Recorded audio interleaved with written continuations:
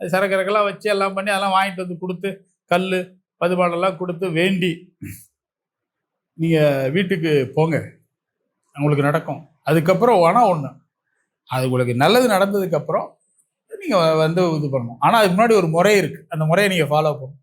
யாருக்கிட்ட பேச ஆரம்பித்தாலும், இப்போ உங்கள் வீட்டுக்காரர் ஃபோன் பண்ணால் ஹரஹர சிங்கடி முங்கா சொல்லுங்க அப்படின்னு ஆரம்பிக்கணும். யாராவது கேட்டால் ஹரஹர சிங்கடி முங்கா சொல்லுங்கன்னு கேட்கணும். உங்கள் பேச்சு ஒவ்வொன்றிலையும் நீங்கள் ஹரஹர சிங்கடி முங்கான்னு சொல்லி அந்த பேச்சு ஆரம்பிக்கணும்னு சொல்லணும். எப்படியா? ஆமாய்யா, யார்கிட்ட பேசணும் பேசணும், குறிப்பாக கணவர் மனைவி அப்படி தான் பேசிக்கணும். அப்படின்னா அவர் வந்துட்டு எல்லாம் பண்ணிட்டு சின்ன வேண்டுதல் வச்சுட்டு துபாய்க்கு போயிடுவார்.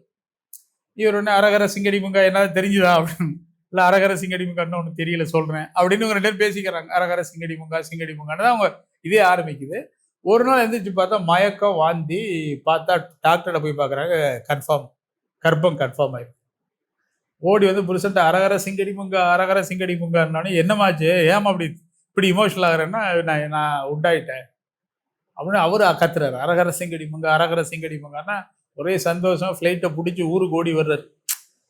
ஓடி வந்து இறங்குறாரு. இறங்கி ஓடி வந்து அரகர சிங்கடி முங்கான்னு கத்தி விழுந்து எல்லாரும் கொண்டாடி அவரை வர வச்சு, எப்பா சிங்கடி முங்க சாதிச்சுட்டாருப்பா, என்ன நம்ம எப்படி பார்த்தாலும் எங்களுக்கு வாழ்க்கையில் இதை விட பெரிய விஷயமே கிடையாது.